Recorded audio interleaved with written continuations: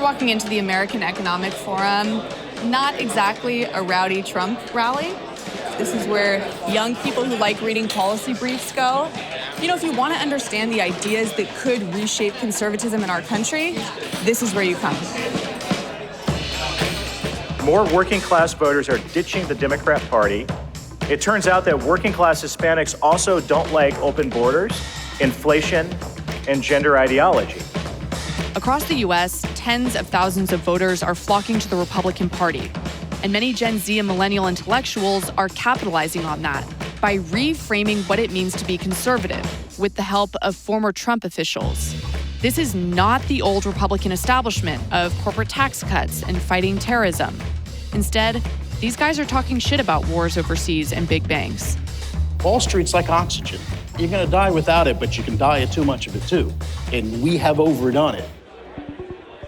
This departure from the GOP establishment is fueled by the economic concerns of young Americans who have seen housing and college prices skyrocket.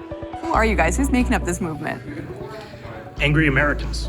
Angry Americans. Yeah, I mean, I won't be as wealthy or successful as my parents. Most people won't be my age. We can't afford homes. We see people who are taking advantage of the system. One of the most popular guys here is Nate Hochman. He's just 24, and his widespread political writing has made him a kind of influencer for the brainier side of this movement. Hey, dude.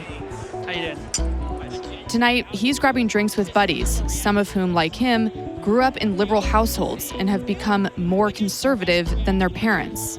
One of the really valuable things that Trump did in 2016 was to completely bust open the horizons of possibility for what it meant to be conservative. What do conservatives care about? The family, social cohesion, and how do we actually use economics, for example, or a cultural agenda to serve those ends?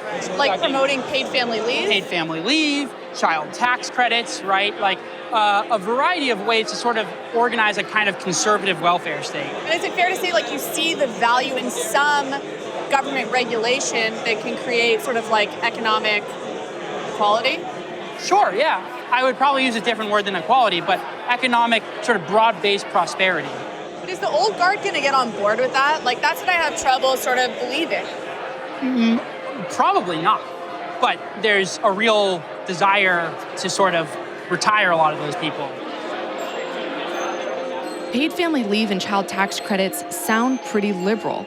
But for young conservatives like Nate, they're a way to support a socially conservative agenda. I think everyone here more or less probably supports a ban on abortion, but they also understand that a point that the left makes is that banning abortion isn't going to stop women from having abortions outright. If you really want to end abortion in America, it has to be building an entire infrastructure that supports children and families more than I think American policy does right now. I've spent time with, families who have trans kids in Texas. They're part of the working class. Do those families not count in the policies that you're talking about? Well, all families count. We want to support families. I think the debate over the transgender issue, which is obviously incredibly fraught right now, has to do with this radical shift in the culture over the last 5 years or so, where we have really, really rapidly shifted our understanding of what gender means. I keep meeting young people who are formerly liberal, who grew up in that environment, who are now turning to this movement. Why is that? You have a lot of people who have genuine and legitimate concerns about any number of aspects of left-wing cultural pieties, who know that they will encounter serious social consequences and stigma for even gingerly broaching a lot of these topics around race, gender, sex. And many of those young people are now going to podcasts and YouTube to find more skeptical perspectives across the political spectrum. Using the kind of ideas and motifs of cancel culture, that we can't have open, fair discussions around race, gender, sexuality.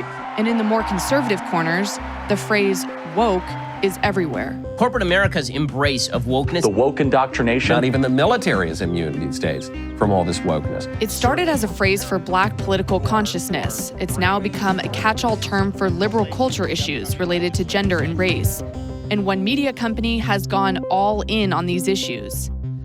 We're at PragerU, which is a group that finds young talent and develops them into conservative influencers that rack up millions of views.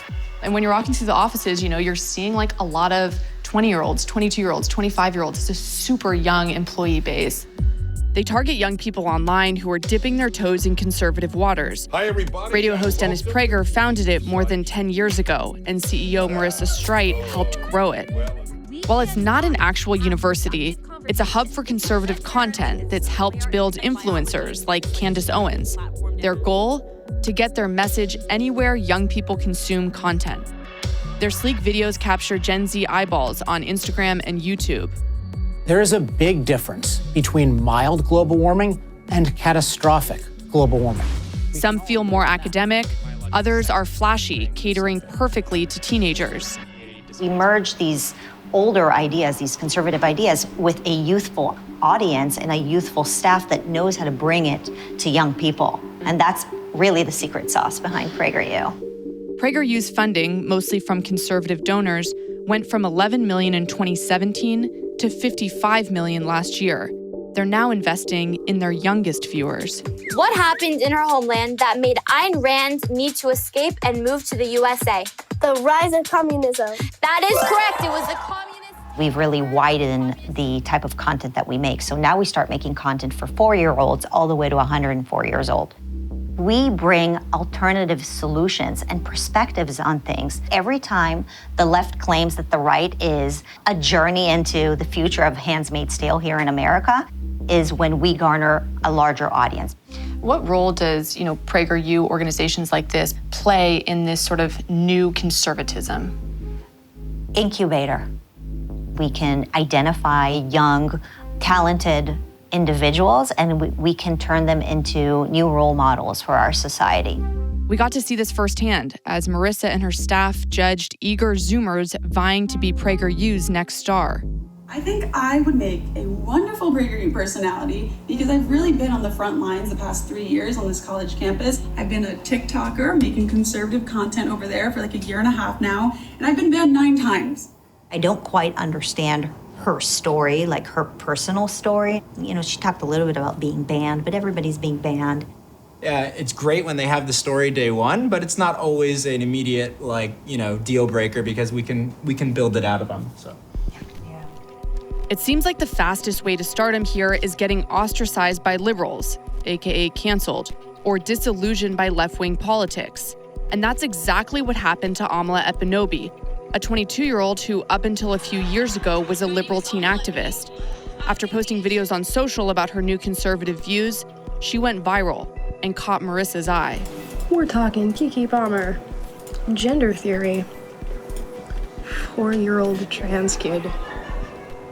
Yo, what up guys? Unapologetic Live. I'm your host, Amla Ekpunobi. Taylor's in the producer's bay. Is a new army school getting real woke? What is it about that sort of like woke generation or woke movement that drives you nuts? The fact that it just takes people and boils them down to what are really superficial identity characteristics. So much of my work when I was on the left was just revolving around my race, being a female. It completely dictated everything I did as a young person. So now that I'm seeing other young people who are being subjected to the same narrative that I got, I go hard on that one, just to try and help and give a different perspective that maybe saves them from believing that victimhood mentality. And what would be an example of a video that you would do on one of those subjects? I could talk about how affirmative action harms everybody. What you are doing is essentially fixing past discrimination with present discrimination.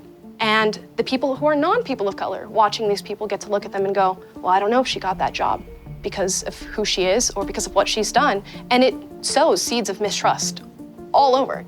How do you think this kind of new wave of young conservatism will change the political landscape? I just think we're going to see a lot more young people come to conservatism before they come to progressivism. The only reason that people don't do that now is because they have an idea of what it means to be a conservative. That's not true at all.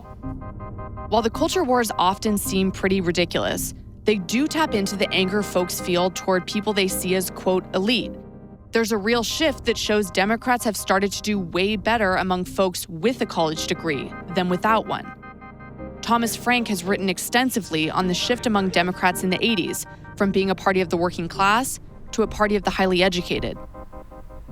Young people are the lowest hanging fruit for liberals, or they should be. But where are liberals kind of screwing up to where some of these young people aren't? You know, I am a liberal, right? And I vote for Democrats, and I'm pretty far to the left, right? And there came a point when I got sick of righteousness. I got fucking sick of righteousness. I couldn't stand it anymore. What specifically was it? You know those yard signs that would say, "In this house we believe," and then they have a list of causes. Like science. Science is real is one of them. Black Lives Matter is one of them. I would look at these signs and I'd be like, why do these signs irritate me? I agree with everything on them. And I thought about it for a while, and I'm like, because they've left one cause out. And that's anything having to do with labor, anything having to do with work, anything having to do with economics. Look, this liberalism has evolved into a movement of scolding that just absolutely rubs people the wrong way. That's not how you build a movement. You don't just exclude people off the bat for being wrong. I mean, that's very satisfying, but it's poison to a left-wing movement. It's that poison feels like it's everywhere, and maybe that's media, maybe it's not, but there are a lot of people being canceled. There are a lot of people being scolded, and I wonder where those people are going. I mean, they're going to one of two places. They become apolitical, or if the conservative movement is smart, they'll make a place for them. What we are missing in this country is a traditional working class left. And so what fills that space? Well, one thing is the culture wars. Young political stars like Ron DeSantis and J.D. Vance are now on the road testing talking points. The formula for now is to take on big business in the name of culture, to make more Americans see the culture wars as crucial for the country's survival. Thank you. We do not have to live like this. We do not have to let the Chinese steal our manufacturing base. We do not have to let the pharmaceutical industry force a product on us in order for us to get a job.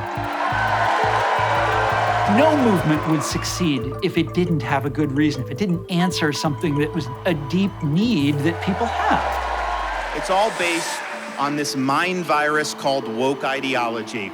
That is what's infecting all these different institutions. What is that link between class war and culture war? The culture wars are endlessly amusing because they give you this feeling of persecution, that you, the average American, your values are being insulted by TV, and they can be invented constantly. We will fight woke in the classroom. We will fight woke in businesses. We will fight woke in government agencies. We're not going to surrender to woke. We are going to stand and we're going to keep our country free.